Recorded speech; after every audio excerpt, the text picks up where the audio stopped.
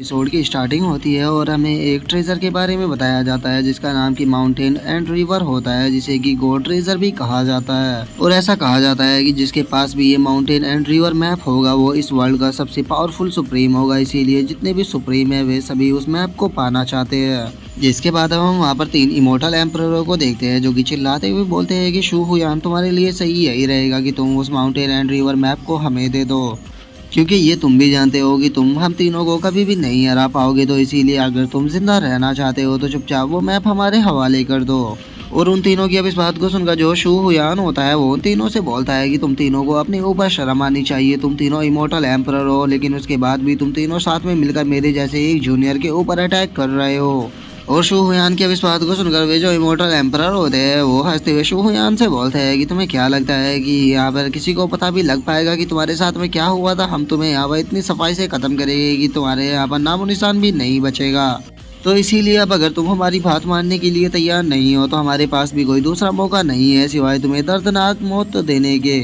जो सुनकर जो शू हुयान होता है वो उन तीनों से बोलता है कि चाहे तुम तीनों मुझे यहाँ पर मार भी क्यों ना दो, लेकिन उसके बाद भी मैं तुम तीनों से यहाँ पर अपनी जान की भीख नहीं मांगने वाला। मैं तुमसे यहाँ पर मरते दम तक लड़ता रहूंगा। और शू हुयान के इतना बोलते के साथ ही हम देखते हैं कि वे जो तीनों एम्परर होते हैं वो अपनी स्वॉर्ड को शू हुयान की बॉडी के अंदर डाल देते हैं और वो जो माउंटेन रिवर मैप होता है वो भी उसके हाथ से छूट जाता है। जिसके बाद अब जो वे तीनों इमोर्टल एम्परर होते हैं वो शू हुयान के पास में आ जाते हैं और उनमें से एक इमोर्टल एम्परर बोलता है कि तुम अपनी लाइन को क्रॉस कर रहे थे, तुम्हारी हिम्मत कैसे हुई हमारे सामने इस तरह से एक्टिंग करने की? तुम्हें क्या लगता है कि तुम्हारी जो हैसियत है वो हमारे सामने किसी कचरे से ज्यादा है? जो सुनकर अब जो शू हुयान होता है वो थोड़ा उदास होते हुए अपने मन में सोचता है कि मैं अपनी पूरी लाइफ स्ट्रगल करता रहा, लेकिन मैंने कभी भी ये नहीं सोचा था कि मेरा जो अंत है वो इस तरह से होगा। और शू हुयान वो इतना सोच ही रहा होता है, लेकिन तभी वो जो माउंटेन रिवर मैप होता है उसके अंदर कुछ होने लगता है। जो देखकर जो शू हुयान होता है वो बोलता है कि आगे इस माउंटेन रिवर मैप के अंदर एकदम से क्या हो गया। और उसके इतना सोचते सोचते अब जो शू हुयान होता है उसकी आंखें वहीं पर ही बंद हो जाती है।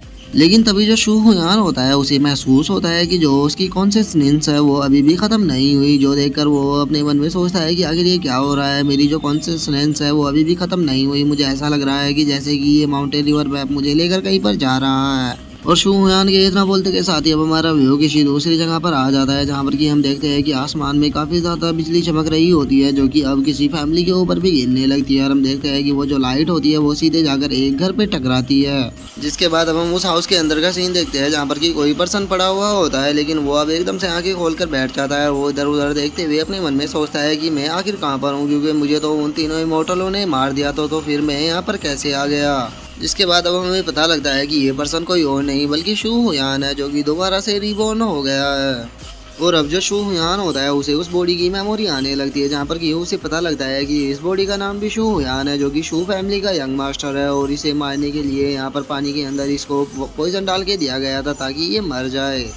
और अब जो शू हुयान होता है वो उस बॉडी को देखते हुए बोलता है कि अच्छा, तो यहाँ पर इस बॉडी को मारने के लिए इसकी फैमिली के अंदर से किसी ने इसको पॉइजन दिया था। इसका मतलब मुझे उस बंदे के बारे में जल्द से जल्द पता करना होगा। और शू हुयान इतना बोल ही रहा होता है, लेकिन तभी हम देखते हैं कि वहाँ पर गेट को खोलकर 2 पर्सन आने लगते हैं। और उनमें से जो पहला सर्वेंट होता है वो दूसरे वाले से बोलता है कि मुझे लगता है कि जो बादशाह शू हुयान है वो अभी तक मर चुका होगा। जो सुनकर जो दूसरे वाला सर्वेंट होता है वो पहले वाले से बोलता है कि उस बास्टर्ड को मारने के लिए हमने पानी के अंदर उसे डेड ब्लड पॉइजन दिया था जो कि इंसान को केवल 3 ही सेकंड में मार देता है। और वो तो पिछले 20 घंटे से इस रूम के अंदर बंद है, तो मुझे लगता है कि अभी तक तो वो हेल के अंदर भी जा चुका होगा।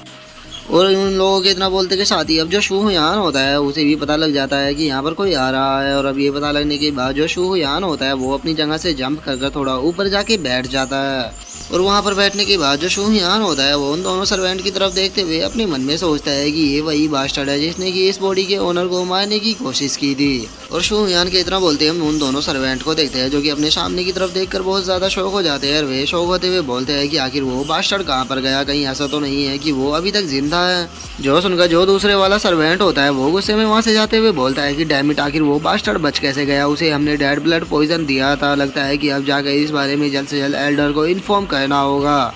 जो सुनकर अब जो शू हुयान होता है उसे भी थोड़ा गुस्सा आने लगता है। और वो गुस्से में अपने मन में सोचता है कि इन बास्टर्डों ने इस बॉडी के रियल ओनर को मार दिया था, तो चूंकि अब इस बॉडी का ओनर मैं बन चुका हूँ तो इसीलिए अब उसकी खातिर मुझे इन लोगों से बदला लेना होगा। और इतना सोचकर अब जो शू यान होता है वो एक काफ़ी पावरफुल अटैक को रेडी करने लगता है और उस अटैक को बनाने के बाद वो उन दोनों की तरह अपने अटैक को शूट कर देता है। और हम देखते हैं कि वे दोनों उसके अटैक से बचने के लिए कुछ भी नहीं कर पाते और इससे पहले कि उन्हें वहाँ पर कुछ पता लगता वे दोनों वहीं पर ही मर जाते हैं। जिसके बाद अब हमारा जो व्यू होता है वो शू फैमिली का जो असेंबली हॉल होता है उसके ऊपर आ जाता है, जहाँ पर कि हम देखते हैं कि काफ़ी सारे लोग एक जगह पर इकट्ठा हो चुके होते हैं। जहाँ पर कि अब हम दो पर्सनों को देखते हैं जिसमें से कि एक का नाम हांडू और एक का नाम हानफोंग होता है। और अब जो हांडू होता है वो वहाँ पर बोलता है कि कैसा रहेगा कि अगर तुम अपनी यंग लेडी शोनिंग और जो मेरा लिटिल ब्रदर हानफोंग है उन दोनों की यहाँ पर शादी कर दो। मुझे लगता है कि ये चीज़ तुम लोगों की फैमिली के लिए भी सही रहेगी। और हांडू के इतना बोलते कि साथ ही हम शू फैमिली के ग्रेट एल्डर को देखते हैं जो कि उनकी बातों को सुनकर अपने मन में सोचता है कि मेरी जो शू फैमिली है वह पहले की तरह पावरफुल नहीं रही, इसीलिए मैं शूनिंग की यहाँ पर कोई भी मदद नहीं कर सकता। और ग्रेट एल्डर के इतना सोचते के साथ ही हम शूनिंग को देखते हैं जो कि हांडू की इस बात को सुनकर बहुत ज़्यादा गुस्सा हो चुकी होती है और वो गुस्से में हांडू से बोलती है कि तुम चाहे मुझे यहाँ पर मार भी दो लेकिन उसके बाद भी मैं शादी नहीं करूँगी। और शूनिंग की इस बात को सुनकर जो शू फैमिली का सर्वेंट शू शैंग होता है वो गुस्से में उससे बोलता है कि तुम्हारी हिम्मत कैसे हुई यहाँ पर इस तरह से बोलने की, यहाँ पर तुम्हारी परमिशन नहीं ली जा रही है बल्कि तुम्हें बताया जा रहा है कि जो तुम्हारी शादी है वो शू पोंग से होगी। और शू शैंग के इतना बोलते के साथ ही अब जो हान पोंग होता है वो शूनिंग के पास में आने लगता है और वो शूनिंग के पास में आते हुए उससे बोलता है कि शूनिंग क्या तुम्हें नहीं दिख रहा कि तुम कितनी ज़्यादा लकी हो जो कि मैं तुमसे शादी करना चाहता हूँ। मैं तुमसे वादा करता हूँ कि मैं तुम्हें काफ़ी ज़्यादा खुश रखूँगा। और इतना बोलकर जो हान पोंग होता है वो सीधे शूनिंग के हाथ को पकड़ लेता है, जो देखकर जो शूनिंग होती है वो गुस्से में उसे बोलती है कि दफ़ा हो जाओ यहाँ से और मेरे हाथ को छोड़ो। और शूनिंग के इतना बोलते के साथ ही हम देखते हैं कि जो ग्रेट एल्डर होता है वो उन दोनों के बीच में आ जाता है और वो हान पोंग के हाथ के ऊपर मारकर शूनिंग के हाथ को छुड़वा देता है। जो देखकर अब जो हांडू होता है वो ग्रेट एल्डर के ऊपर गुस्सा करते हुए उसे बोलता है कि ग्रेट एल्डर आके तुम ये क्या कर रहे हो, क्या तुम नहीं जानते कि तुम्हें अपनी फैमिली को प्रोटेक्ट करने के लिए मेरी फैमिली की पावर की ज़रूरत होगी, नहीं तो जो तुम्हारी फैमिली है वो बहुत ही जल्द ख़त्म हो जाएगी। तो इसीलिए मुझे लगता है कि तुम्हें इस बारे में ध्यान से सोचना चाहिए। जो सुनकर अब जो ग्रेट एल्डर होते हैं वो हांडू से बोलते हैं कि यंग मास्टर हांडू आपको नहीं भूलना चाहिए कि जो शूनिंग है वो अब बड़ी हो चुकी है, तो इसीलिए बिना उसकी परमिशन के मैं ऐसे ही उसकी शादी किसी से भी नहीं करा सकता।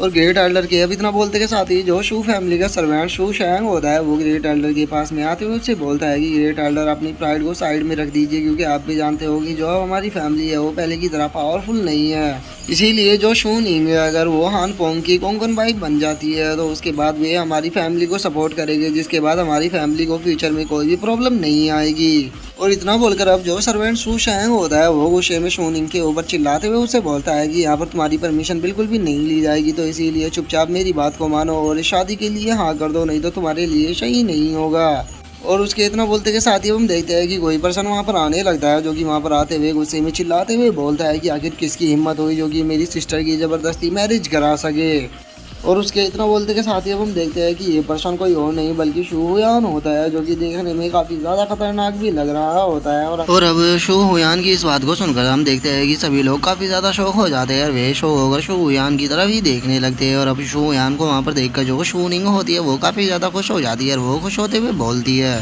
ब्रदर शू हुयान फाइनली आप यहाँ पर आ गए, आपके यहाँ पर आने से अब मैं काफ़ी अच्छा फील कर रही हूँ। और अब शू हुयान को वहाँ पर देखकर ग्रेट एल्डर भी काफ़ी ज़्यादा शौक हो जाते हैं और वे शौक होते हुए अपने मन में सोचते हैं कि आखिर ऐसा हो भी कैसे सकता है, क्योंकि जो शू हुयान है उसका मार्शल आर्ट इतना अच्छा नहीं है, लेकिन उसके बाद भी मैं उसे यहाँ पर सेंस क्यों नहीं कर पाया। और अब शू हुयान को वहाँ पर देखकर जो सर्वेंट शू शैंग होता है वो थोड़ा घबराने लगता है और वो घबराते हुए बोलता है कि तुम तो सुबह से बेहोश थे तो फिर तुम यहाँ पर कैसे आ गए। और इतना बोलकर वो अपने मन में सोचता है कि ये तो अभी तक मर जाना चाहिए था, लेकिन ये अभी तक जिंदा कैसे है। और अब इसकी बातों से हमें पता लग जाता है कि इसी पर्सन ने जो शू शियान है उसे पॉइजन दिया था। और शू शैंग की अब इन बातों को सुनकर जो शू हुयान होता है वो गुस्से में उसकी तरफ देखते हुए बोलता है कि क्या तुम अपने मुंह को बंद नहीं रख सकते। जो सुनकर तो अब जो शू शैंग होता है वो भी थोड़ा सा शौक हो जाता है और जो शू हुयान होता है वो गुस्से में उससे बोलता है कि तुम्हारे जैसे एक सर्वेंट की हिम्मत कैसे हो गई फैमिली असेंबली हॉल के अंदर बोलने की। और शू हुयान के इतना बोलते के साथ ही अब जो हान पोंग होता है वो हंसते हुए बोलता है कि मैंने सुना था कि 3 साल पहले जो शू फैमिली है यहाँ पर एक कचरे को फैमिली का यंग हेड बनाया गया है। और अब तुम्हें यहाँ पर देखकर मुझे ऐसा लग रहा है कि तुम बातें करने में काफ़ी ज़्यादा अच्छे हो, लेकिन मुझे नहीं लगता कि तुम्हें यहाँ पर अपनी बेफालतू की बकवास कहनी चाहिए, क्योंकि यहाँ पर जिसे बोलना है वो तुम्हारी सिस्टर है, क्योंकि उससे मैं यहाँ पर शादी करने के लिए आया हूँ। जो सुनकर अब जो शूयान होता है वो हान पोंग की तरफ आने लगता है और अब उसे अपनी तरफ आता हुआ देखकर जो हान पोंग होता है वो घबराते हुए उससे बोलता है कि आखिर आखिर तुम कहना क्या चाहते हो। लेकिन जो शूयान होता है वो उसे कोई भी जवाब ना देकर सीधे उसके मुंह के ऊपर एक पंच को जड़ देता है, जिस कारण अब हान पोंग सीधे जमीन पर जाकर गिरता है और जो शूयान होता है वो उसे बोलता है, ये पंच मैंने तुम्हें इसलिए लगाया है ताकि तुम समझ सको कि तुम्हारे जैसे लूजर के लिए मेरी सिस्टर नहीं बनी, तो इसीलिए अगर तुम जिंदा रहना चाहते हो तो चुपचाप यहाँ से निकल जाओ। और अब शूयान को अपने ब्रदर को इस तरह से मारता हुआ देखकर जो हांडू होता है वो गुस्से में शूयान से बोलता है कि तुम्हारी हिम्मत कैसे हो गई यहाँ पर मेरे ब्रदर को मारने की, क्या तुम मेरे हाथों से मरना चाहते हो। जो सुनकर जो शूयान होता है वो उसकी तरफ देखते हुए बोलता है कि लगता है कि यहाँ पर तुम भी अपने ब्रदर की तरह ही मेरे हाथों से पिटना चाहते हो, तो फिर तुम भी अगर एक बार ट्राई क्यों नहीं करते। जो सुनकर अब हांडू को भी काफी गुस्सा आ जाता है, वो गुस्से में शूयान की तरफ अटैक करते हुए बोलता है कि बास्टर तुम मेरे हाथों से मरोगे। जो सुनकर जो शूयान होता है वो अपने मन में सोचता है कि चलो देखते हैं कि आखिर तुम यहाँ पर क्या कर सकते हो। और शूयान के इतना सोचते के साथ ही हम देखते हैं कि जो हांडू होता है वो सीधे शूयान के ऊपर पंच करने के लिए आ जाता है, लेकिन तभी हम देखते हैं कि कोई बीच में ही आकर हांडू के पंच को केवल 2 फिंगर से ही रोक लेता है, जिसके बाद हमें पता लगता है कि ये पर्सन कोई और नहीं बल्कि ग्रेट एल्डर है। जो देखकर हांडू को सेमी ग्रेट एल्डर से बोलता है कि ग्रेट एल्डर आखिर तुम ये क्या कर रहे हो। और इतना बोलते के साथ ही जो हांडू होता है उसे महसूस होता है कि उसके हाथ के अंदर से सारी पावर खत्म हो चुकी है ग्रेट एल्डर के रोकने के कारण। जिसके बाद अब जो ग्रेट एल्डर होता है वो हांडू से बोलता है कि यंग मास्टर हांडू, मुझे लगता है कि हमें इस मैटर को बड़ा करने की कोई भी ज़रूरत नहीं है, क्योंकि जो आपका अटैक था वो एक किलर अटैक था। अगर आप इस अटैक को शूयान के ऊपर करते तो वो यहाँ पर मर भी सकता था। और इतना बोलते बोलते हम देखते हैं कि जो ग्रेट एल्डर होते हैं वो अपनी थोड़ी सी एनर्जी को निकाल कर जो शूयान की उंगली होती है उसके ऊपर मार देते हैं। और अब हम देखते हैं कि शूयान ने वहाँ पर एक अटैक को बना रखा होता है जो कि ग्रेट एल्डर की उस एनर्जी के कारण खत्म हो जाता है, जिसे देखकर शूयान भी काफी शौक हो जाता है। और वो शौक होते हुए अपने मन में सोचता है कि मुझे यकीन नहीं होता कि जो ग्रेट एल्डर है उन्होंने इस चीज को रियलाइज कर लिया था कि मैं सीक्रेट मैजिक का यूज करने वाला हूँ। सच में ये तो बहुत ज्यादा अमेजिंग है।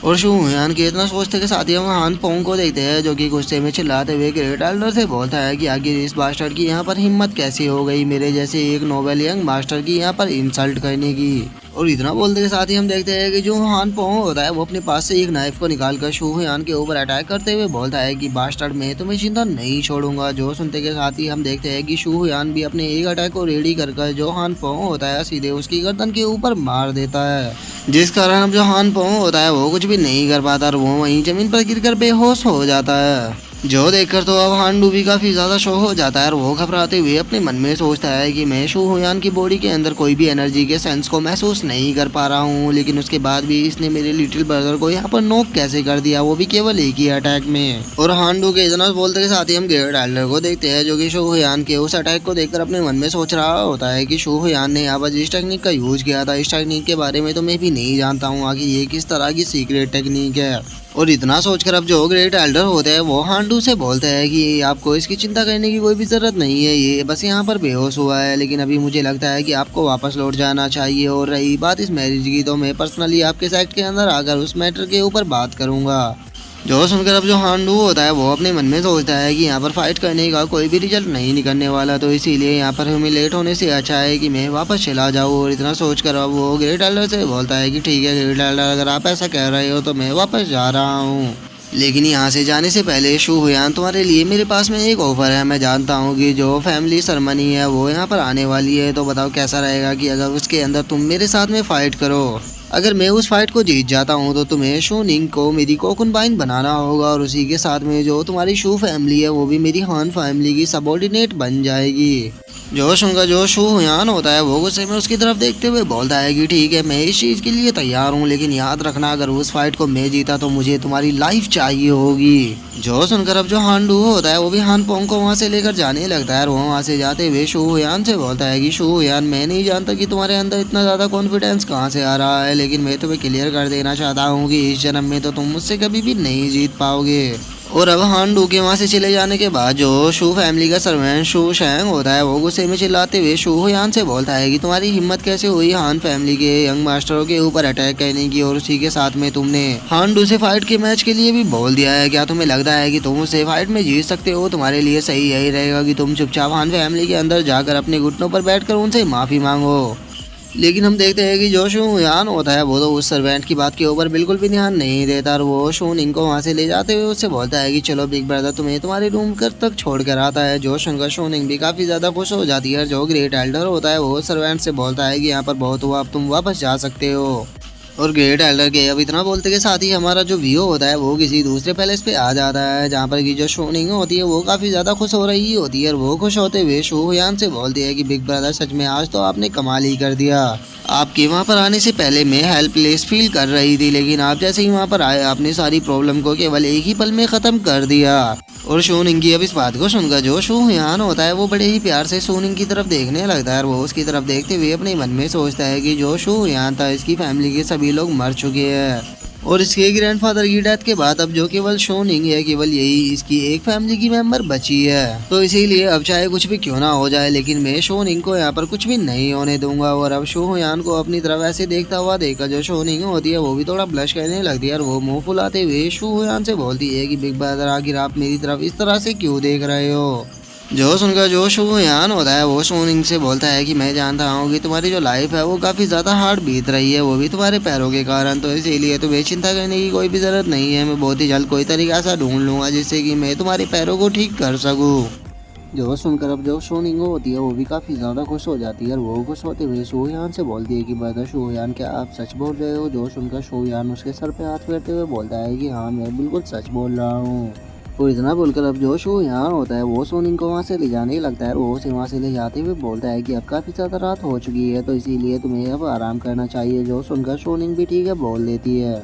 जिसके बाद अब जो शूयान होता है वो भी सोनिंग को उसके रूम के अंदर छोड़ के अपने रूम के अंदर आ जाता है। वो जैसे अपने रूम के अंदर आता है उसे अपनी पास्ट की बात याद आने लगती है, जहाँ पर कि अब उसे याद आता है कि कैसे उसे तीनों एम्पररों ने मिलकर मारा था। और अब इस चीज़ को याद कर जो शूयान होता है वो अपने मन में सोचता है कि वे तीनों बहुत ज़्यादा पावरफुल है, तो इसीलिए मुझे जल्द से जल्द पावरफुल बनना होगा, क्योंकि अगर उन्हें पता लग गया कि मैं अभी भी जिंदा हूँ तो वे तीनों मुझे मारने के लिए ज़रूर आएंगे। लेकिन पावरफुल बनने के लिए सबसे पहले मुझे इस बॉडी के बारे में अच्छे से समझना होगा और जानना होगा कि आखिर इस बॉडी के अंदर ऐसा क्या है जिससे कि मैं जल्द से जल्द पावरफुल बन सकता हूँ। और इतना बोलकर हम देखते हैं कि जो शूयान होता है वो वहाँ पर कल्टीवेशन करने के लिए बैठ जाता है और वो कल्टीवेशन करते हुए अपने मन में सोचता है कि जिस जगह पर अभी मैं हूँ इसे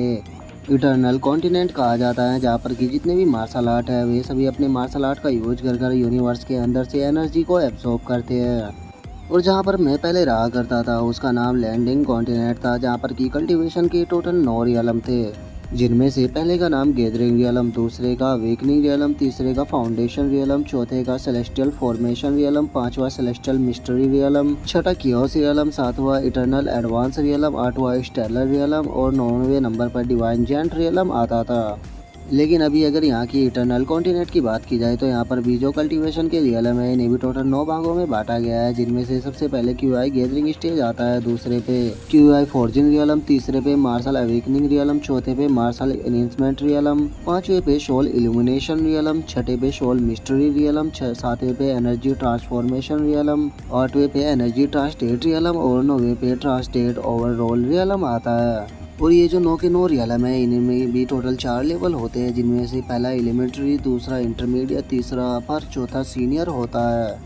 और यही रीज़न है कि मैंने उस हान पोंग को केवल एक ही अटैक में नॉकआउट कर दिया था, क्योंकि उसकी जो एबिलिटी है वो केवल अभी अवेकनिंग स्टेज पर ही है। और अगर वहीं मेरी बात की जाए तो मेरे पास बहुत ज़्यादा एक्सपीरियंस है। लेकिन छोड़ो, अभी ये कोई भी इम्पोर्टेंट मैटर नहीं है। सबसे पहले मुझे यहाँ पर अपनी पावर को बढ़ाना होगा, जिसके लिए मुझे इंटरनल एनर्जी को गैदर करना होगा ताकि मैं जल्द से जल्द ब्रेक थ्रू कर सकूँ। और इतना बोलकर अब जो शूयान होता है वो वहाँ पर कल्टीवेशन करना शुरू कर देता है। अब थोड़ी देर कल्टीवेशन करने के बाद हम देखते हैं कि जो शूयान होता है वो ब्रेक थ्रू कर सेलेस्टियल फाउंडेशन रियलम के एलिमेंट्री लेवल पर आ जाता है। और अब इतनी जल्दी ब्रेक थ्रू करने के कारण जो शूयान होता है वो भी काफ़ी ज़्यादा शौक हो जाता है और वो शौक होकर अपनी बॉडी को देखते हुए अपने मन में सोचता है, मुझे यकीन नहीं आता कि मैं इतनी सी देर ही कल्टीवेशन करने के कारण सेलेस्टियल फाउंडेशन रियलम के एलिमेंट्री लेवल पर आ चुका हूँ। अब मुझे नहीं लगता कि इस पावर के साथ में जो मार्शल अवेकनिंग होने वाली है उसके अंदर मुझे कोई भी प्रॉब्लम आएगी।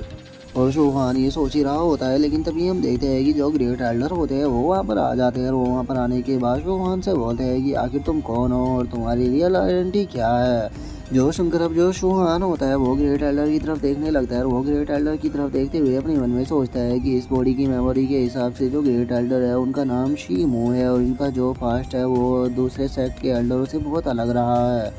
और शू हुयान के इतना बोलते के साथ ही हम 20 साल पहले का सीन देखते हैं जहाँ पर कि जो शू हुयान के ग्रैंडफादर होते हैं उन्होंने जो ग्रेट एल्डर होते हैं उन्हें बाहर निकाल दिया होता है और वे गुस्से में चिल्लाते हुए बोलते हैं कि जो शू फैमिली के रूल को फॉलो नहीं करेगा उसकी शू फैमिली को कोई भी ज़रूरत नहीं है। जिसके बाद अब जो राइटर होता है वो हमें बताता है कि जो शू फैमिली के हेड का वो डिसीजन था वो सच में बहुत सारा गलत था, क्योंकि उसके उस डिसीजन के कारण जो ग्रेट एल्डर था उसने उसी दिन शो फैमिली को छोड़ दिया और उसके बाद वो फॉरेस्ट के अंदर चला गया जहाँ पर कि उसने मॉन्स्टरों के साथ में फाइट कर खुद को ट्रेन किया और खुद को जिंदा रखने के लिए जो ग्रेट एल्डर था उसे बहुत ही ज़्यादा स्ट्रगल करना पड़ा। वो अपनी फैमिली के अंदर वापस लौटना चाहता था लेकिन वो जानता था कि जो उसकी फैमिली है वो कभी भी उसे एक्सेप्ट नहीं करेगी। और वहीं दूसरी तरफ जो शू फैमिली थी वो टाइम के साथ साथ कमज़ोर होती गई और उसी के साथ उसके जितने भी पावरफुल लोग थे वे सभी भी मर गए और आखिरी में जो शू हुयान था उसे सैग मास्टर की पोजीशन पर बिठाया गया। लेकिन जो शू हुयान था वो यंग होने के साथ साथ में काफ़ी ज़्यादा कमज़ोर भी था, इसीलिए जो शू फैमिली थी उसके अंदर पोजीशन पाने के लिए उसके अंदर एक फाइट होना स्टार्ट हो गई जिस कारण शू फैमिली के अंदर और भी ज़्यादा क्योस मचने लगा।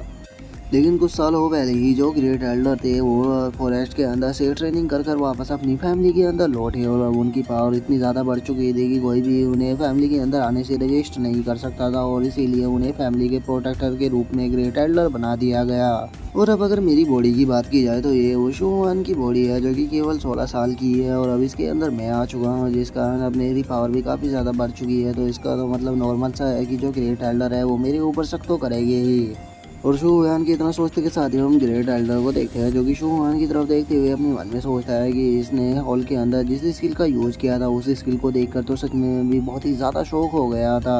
और इतना सोचकर अब जो ग्रेट एल्डर होते हैं वो शू हुयान से बोलते हैं कि तुमने जिस तरह से अपनी एनर्जी को अपनी फिंगर में गैदर कर उसका इस्तेमाल किया था, मुझे इस चीज़ के बारे में एक एक्सप्लेनेशन चाहिए कि आगे तुम्हें ये टेक्निक कैसे आती है। जो सुनकर अब जो शू हुआन होता है वो ग्रेट एल्डर से बोलता है कि ग्रेट एल्डर ये तो आप भी जानते हो कि मैं बचपन से ही टैलेंटेड रहा हूँ और इस टेक्निक के बारे में मैं बहुत पहले से ही जानता था। लेकिन जब ग्रेट फादर को पॉइजन दिया गया तो उन्होंने मुझसे कहा था कि मैं अपनी टेक्निक को हाइड कर रखूँ क्योंकि यहाँ पर बहुत सारे ऐसे लोग थे जो कि मुझे मारना चाहते थे। तो इसीलिए पिछले 3 साल से छुपकर मैं अपनी कल्टीवेशन को कर रहा था। लेकिन आज जो सर्वेंट शू शैंग है उसने मुझे डेड पोजीशन देने की कोशिश की थी ताकि वो मुझे मारकर शू फैमिली का हेड बन सके। इसीलिए अब मेरे पास में कोई भी दूसरा तरीका नहीं बचा है। अब लोगों को मुझे अपनी पावर दिखानी होगी ताकि सबको पता लग सके कि मैं कोई कमज़ोर नहीं हूँ। जो सुनकर अब जो ग्रेट एल्डर होते हैं वो बहुत ज़्यादा शौक हो जाते हैं और वे शौक होते हुए बोलते हैं कि क्या उस सर्वेंट शो गैंग ने तुम्हें पॉइजन देने की कोशिश की है। और इतना बोलकर वो अपने मन में सोचते हैं कि इसका मतलब जो शो हुयान है वो पिछले 3 सालों से इंतजार कर रहा था एक सही मौके का ताकि वो अपनी पावर को दिखा सके। अब मुझे लगता है कि जो मेरी शो फैमिली है इसकी जो ग्लोरी थी वो दोबारा से वापस आने वाली है क्योंकि जो शो हुयान है वो सच में बहुत ज़्यादा टैलेंटेड है और जब ये यहाँ का हेड बन जाएगा तो हमारी शो फैमिली भी काफ़ी अच्छे से ग्रो करेगी। और इतना सोचकर अब जो ग्रेट एल्डर होता है वो शू हुआन से माफ़ी मांगते हुए उससे बोलता है कि प्लीज़ यंग मास्टर मुझे माफ़ कर देना क्योंकि मेरे केयरलेस होने के कारण ही आपके साथ में ऐसा हुआ। अगर मैं केयरलेस ना होता तो वो कभी भी आपको पॉइजन ना दे पाता। जो सुनकर अब जो शू हुआन होता है वो ग्रेट एल्डर को रोकते हुए उससे बोलता है कि ग्रेट एल्डर आपको ऐसा कहने की कोई भी ज़रूरत नहीं है क्योंकि मुझे इससे कोई भी फ़र्क नहीं पड़ता कि पास्ट में क्या हुआ था, हमें अब फ्यूचर के बारे में सोचना होगा। और वैसे भी बात रही उस सर्वेंट शो गैंग की तो एक बार सेरेमनी को ख़त्म हो जाने दो, उसके बाद मैं उसे बहुत ही अच्छे से यहाँ पर सबक सिखाने वाला हूँ। जो सुनकर अब जो ग्रेट एल्डर होते हैं वो शू हुआन से बोलते हैं कि यंग मास्टर शू हुआन आप केवल मार्शल अवेकनिंग स्टेज पर हो और वहीं अगर हांडू की बात की जाए तो वो मार्शल इन्वेंस्ड रियलम पर है, तो इसीलिए आपको बहुत ही ज़्यादा केयरफुल रहना होगा। और रही बात इस शू शैंग की तो इसे मैं निपट लूँगा, इसकी आपको टेंशन लेने की कोई भी ज़रूरत नहीं है। और गाइस यहाँ पर मैं आप लोगों को एक चीज़ बता देना चाहता हूँ कि मार्शल अवेकनिंग रियलम और जो सेलेस्टियल फाउंडेशन रियलम है ये दोनों एक ही रियलम है, बस इनके नाम अलग है। क्योंकि जिस कॉन्टिनेंट के अंदर शू हुयान पहले रहा करता था वहाँ पर 3rd लेवल को सेलेस्टियल फाउंडेशन रियलम कहा जाता था और जिस कॉन्टिनेंट के अंदर शू हुयान अभी है वहाँ पर इसे 3rd लेवल को मार्शल अवेकनिंग रियलम कहा जाता है। तो आप लोग कंफ्यूज ना हो इसीलिए मैंने आप लोगों को इस चीज़ को क्लियर कर दिया है। तो जो सुनकर अब जो शू हुयान होता है वो ग्रेट एल्डर से बोलता है कि ठीक है तो फिर उस सर्वेंट के मैटर को मैं आपके ऊपर छेड़ता हूँ, लेकिन मुझे थोड़ी मेडिसिन की ज़रूरत है, तो क्या आप मेरी मदद कर सकते हो ताकि मैं मेडिसिन स्टोर से थोड़ी मेडिसिन वो खरीद सकूँ। जो सुनकर अब जो ग्रेट एल्डर होते हैं वो अपने पास से किसी चीज़ को निकालने लगते हैं और वो उस चीज़ को निकालते हुए शोहयान से बोलते हैं कि टेंशन मत लो, मैं कल मैं सर्वेंट के द्वारा आपके पास में मेडिसिन को भिजवा दूंगा और उससे अलग आप इस टोकन को अपने पास में रख सकते हो। इस टोकन की मदद से हमारी शू फैमिली के जितने भी मेडिसिन स्टोर है आप उनसे जाकर मेडिसिन को ले सकते हो, उनमें से कोई भी आपको मना नहीं करेगा। और इतना बोलकर जो ग्रेट एल्डर होते हैं वो वहाँ से जाने लगते हैं और वो वहाँ से जाते हुए शोहयान से बोलते हैं कि ठीक है मैं यहाँ से जा रहा हूँ, लेकिन अगर तुम्हें मेरी कोई भी ज़रूरत पड़े तो तुम बेहिचक मुझे बता सकते हो। जो सुनकर शोहयान भी ग्रेट एल्डर का शुक्रिया अदा बोल देता है। जिसके बाद अब हम देखते हैं कि जो ग्रेट एल्डर होता है वो वहाँ से जाने लगता है, लेकिन कोई पर्सन उनके ऊपर नज़र रखे हुए था और वो पर्सन हंसते हुए बोलता है कि ये तो काफ़ी इंटरेस्टिंग है। जो सुनकर अब जो ग्रेट एल्डर होते हैं वो उस पर्सन से बोलता है कि तुम यंग मास्टर की जो एनर्जी है उसके बारे में क्या कहना चाहोगे। जो सुनकर अब वो पर्सन होता है वो भी मुस्कुराते हुए उस ग्रेट एल्डर से बोलता है कि मुझे वैसे तो नहीं लगता कि उसके पास में यूनिवर्स एनर्जी को एब्जॉर्ब करने का कोई कोर है, लेकिन उसके बाद भी उसकी एनर्जी को देखने के बाद मैं खुद भी काफ़ी ज़्यादा शौक हो गया था, क्योंकि मैंने भी पहली बार ऐसा देखा है। जो सुनकर तो अब जो ग्रेट एल्डर होते हैं वो एक पल के लिए तो काफ़ी शौक होते हैं, लेकिन अगले ही पल वे ज़ोर ज़ोर से हंसने लगते हैं और वे हंसते हुए बोलते हैं कि ये तो काफ़ी इंटरेस्टिंग है अगर तुम ऐसा कह रहे हो तो, लेकिन अभी के लिए मैं यहाँ से जा रहा हूँ और तुम्हारे लिए मैं एक एडवाइस देना चाहूँगा कि दोबारा मेरे सामने मत आना और उससे अलग यंग मास्टर के रास्ते में भी मत आना, नहीं तो तुम्हारे लिए अच्छा नहीं होगा। जो सुनकर अब जो बंदा होता है वो भी ठीक है बोलकर वहाँ से निकल जाता है। जिसके बाद अब हमारा जो व्यू होता है वो अगले दिन शोहयान के ऊपर आ जाता है, जो कि सोकर उठा हुआ होता है, लेकिन तभी जैसे ही वो अपने हाथों को देखता है और उन्हें देखकर वो अपने मन में सोचता है कि वैसे तो रात मैंने बहुत जल्दी ब्रेक थ्रू कर लिया था, लेकिन चूंकि यहाँ पर जो एनर्जी है वो इतनी ज़्यादा नहीं है और मेरी बॉडी भी अभी इतनी पावरफुल नहीं है, तो मुझे पक्का इंसान मेडिसिन की ज़रूरत होगी तभी मैं आगे ब्रेक थ्रू कर पाऊँगा। और उससे अलग जो मेरे दुश्मन है, अगर मुझे उन तीनों को मारना है तो मुझे जल्द से जल्द अपनी पीक पर पहुंचना होगा, क्योंकि अगर एक बार उन्हें मेरे बारे में पता लगा कि मैं दोबारा से रिबॉर्न हो चुका हूं तो वे यहाँ पर आकर पूरी शू फैमिली को ही तबाह कर देंगे। और शो यहाँ नहीं सोच ही रहा होता है, लेकिन तभी हम देखते हैं कि वहाँ पर एक सर्वेंट आने लगता है और वहाँ पर आने के बाद शो यहाँ से बोलता है कि यंग मास्टर ये जो मेडिसिन है ये ग्रेट एल्डर ने आपके लिए भेजी है। जो सुनकर शो यहाँ भी उससे सर्वेंट का शुक्रिया अदा बोल देता है। जिसके बाद अब जो शोहयान होता है वो उन सभी मेडिसिनों को अपने रूम के अंदर ले आता है और जैसे ही वो उन्हें खोल के देखता है वो उन्हें देखते हुए अपने मन में सोचता है कि अगर मैं इन्हें अपने लैंडिंग कॉन्टिनेंट के अंदर पाने की कोशिश करता तो मुझे पक्का 3 दिन लग जाते, लेकिन यहाँ पर तो ये मुझे बहुत ही आसानी से मिल गए। लेकिन यहाँ पर अभी प्रॉब्लम की एक बात ही है कि मेरे पास में कोई भी फाइनेंस नहीं है, तो अगर मुझे इन सभी को रिफाइन करना है तो मुझे अपनी एनर्जी से ही इसको करना होगा। और इतना बोलकर अब जो शोहयान होता है वो वहाँ पर उस पिल को रिफाइन करना शुरू कर देता है। वो उस पिल को रिफाइन करते हुए अपने मन में सोचता है कि जब मैं लेडिंग कॉन्टिनेंट के अंदर हुआ करता था तो वहाँ पर अगर मैं लो लेवल की भी पिल को रिफाइन किया करता था तो उसके अंदर भी डिवाइन एनर्जी हुआ करती थी। लेकिन छोड़ो, इस पिल के अंदर यहाँ पर डिवाइन एनर्जी तो नहीं होने वाली, लेकिन उसके बाद भी ये पिल इतनी तो पावरफुल होगी कि सेरेमनी से पहले मैं जो अपना ब्रेक थ्रू है उसे कर लूँ, जिसके बाद सेरेमनी के अंदर मुझे कोई भी प्रॉब्लम नहीं होगी। और इतना बोलकर जो शोहयान होता है वो उस पिल को रिफाइन करने के बाद सीधे खा लेता है। और वो जैसे उस पिल को खाता है हम देखते हैं कि ब्लू कलर की जो फायर होती है वो शोहयान की बॉडी से निकलने लगती है, लेकिन तभी बाहर से किसी के लड़की के चिल्लाने की आवाज़ आती है जो कि चिल्लाते हुए बोल रही होती है, मैं जानती हूँ कि तुम सभी सर्वेंट के हेड हो, लेकिन तुम यहाँ पर क्या करने के लिए आए हो। और अब उस आवाज़ को सुनकर जो शोहयान होता है वो अपने मन में सोचता है कि ये तो शोनिंग की आवाज़ है। और अब उसके इतना सोचते के साथ ही हम शोनिंग को देखते हैं जो कि गुस्से में चिल्लाते हुए शू शैंग से बोलती है कि तुम चाहे कुछ भी कर लो लेकिन मैं रास्ते से नहीं हटूंगी। अगर तुम्हें मेरे ब्रदर को हर्ट करना है तो पहले तुम्हें मुझसे होकर गुजरना होगा। जो सुनकर जो शू शैंग होता है वो शूनिंग से बोलता है कि तुम्हारा जो भाई था वो पहले ही मर चुका है, ये तुम्हारा कोई भाई नहीं है बल्कि ये उसके रूप में आया हुआ कोई बहरूपिया है जो कि हमारी फैमिली के अंदर कब्जा करना चाहता है। जो सुनकर जो शूनिंग होती है वो गुस्से में चिल्लाते हुए बोलती है कि अपनी बेफालतू की बकवास को करना बंद करो, मैं तुम्हारी इन बातों पर बिल्कुल भी यकीन नहीं करने वाली। जो सुनकर हम देखते हैं कि शू शैंग को भी गुस्सा आ जाता है और वो अपने पंखे को रेडी करते हुए बोलता है कि लगता है कि यहाँ पर तुम्हें सबक सिखाना होगा। और इतना बोलते के साथ ही हम देखते हैं कि वो सीधे शोनिंग के ऊपर अटैक करते हुए बोलता है कि लगता है कि मुझे तुम्हारे भाई से पहले तुम्हें ही यहाँ पर मारना होगा। जो देखकर अब जो शोनिंग होती है वो भी काफ़ी ज़्यादा घबराने लगती है, लेकिन तभी हम देखते हैं कि एक फायर अटैक आकर सीधे शू शैंग से टकराता है, जिसका वो भी काफ़ी पीछे जाकर गिरता है। जिसके बाद हम देखते हैं कि जो शू हुयान होता है वो रूम के अंदर से बाहर आने लगता है और वो बाहर आते हुए गुस्से में बोलता है कि आखिर तुम्हारी हिम्मत भी कैसे हो गई जो कि तुम मेरी सिस्टर को यहाँ पर टच भी कर सको।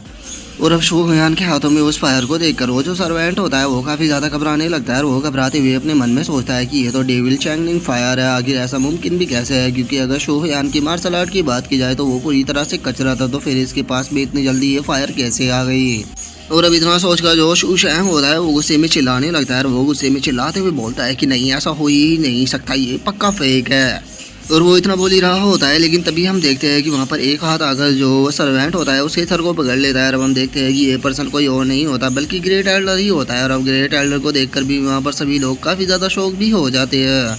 जिसके बाद अब जो ग्रेट एल्डर होते हैं वो सर्वेंट से थोड़ा सीरियस होते हुए बोलते हैं कि मैंने तुम्हें कहा था कि शू हुयान के रास्ते में मत आना, लेकिन क्या तुम्हें लगा था कि मैं उस टाइम पर कोई मजाक कर रहा हूँ।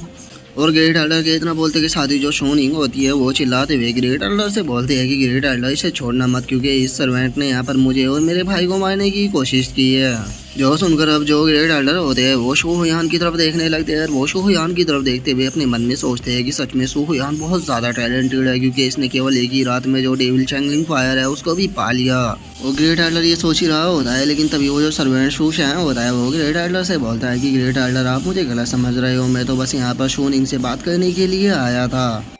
जो सुनकर जो ग्रेट एल्डर होते हैं वो उसकी तरफ देखने लगते हैं और वो उसकी तरफ देखते हुए अपने मन में सोचते हैं कि अभी सही टाइम नहीं आया, लेकिन जैसे ही सही टाइम आएगा मैं तुम्हें अपने हाथों से मारूंगा। और इतना सोचकर जो ग्रेट एल्डर होते हैं वो उस सर्वेंट को छोड़ देते हैं। और उसे छोड़ने के बाद अब जो ग्रेट एल्डर होते हैं वो वहाँ से जाते हुए सभी लोगों से बोलते हैं कि मेरी एक चीज़ को कान खोल कर सुन लेना कि अगर बिना किसी ने मेरी परमिशन के यहाँ पर यंग मास्टर को आकर परेशान करने की कोशिश की तो उसे मैं अपने हाथों से ही मारूंगा। जो सुनकर वहाँ पर जितने भी सर्वेंट होते हैं वे सभी भी घबराते हुए ठीक है बोल देते हैं। जिसके बाद जो शू हुयान होता है वो शोनिंग के पास में आते हुए उससे बोलता है कि सिस्टर शोनिंग आप ठीक तो हो ना। जो सुनकर जो शोनिंग होती है वो शू हुयान के हाथ को पकड़कर रोते हुए उससे बोलती है कि मुझे एक चीज़ सच सच बताओ, क्या तुम सच में मेरे ब्रदर शू हुयान हो।